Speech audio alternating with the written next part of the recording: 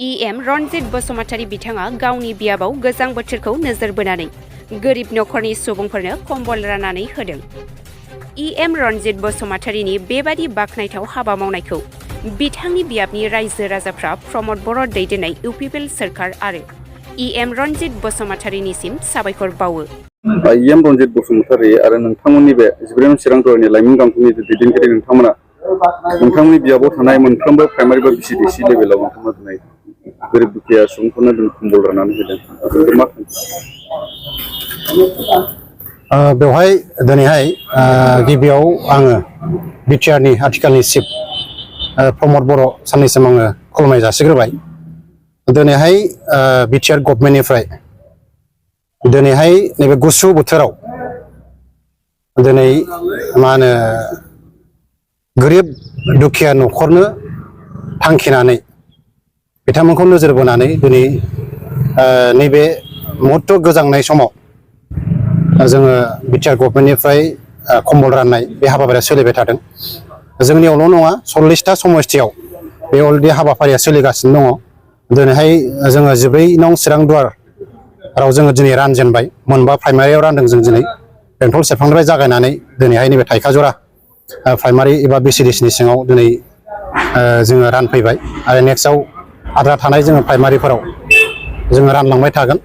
थांखिया बेनो दिनैहाय जेरैखम UPPL गभर्नमेन्टआ जेब्ला फैदोंमोन बे समनिफ्राय दिनैसिम रायजो राजाफोरनि सायाव नायै नायै जोङो मावबोबाय थानाय बे हाबाफारिखौ जोङो मोनबोबाय थादों एबा होबोबाय थादों, जों बेखौ बुंनो हायो।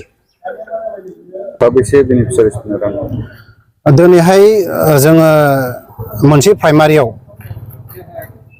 150 जन बा 150 जन जों बिदि रानबाय थादों। दिनै बेंटल सेरफाङावबो बिदिनो 150 जन रानदों आरो दिनै फैयै फैयै जेरावबो प्राइमारिनि सिङावनो 150 जोङो प्राइमारिनो बेनिफिसियारिफोरनो जोङो रानना हरनो हादों।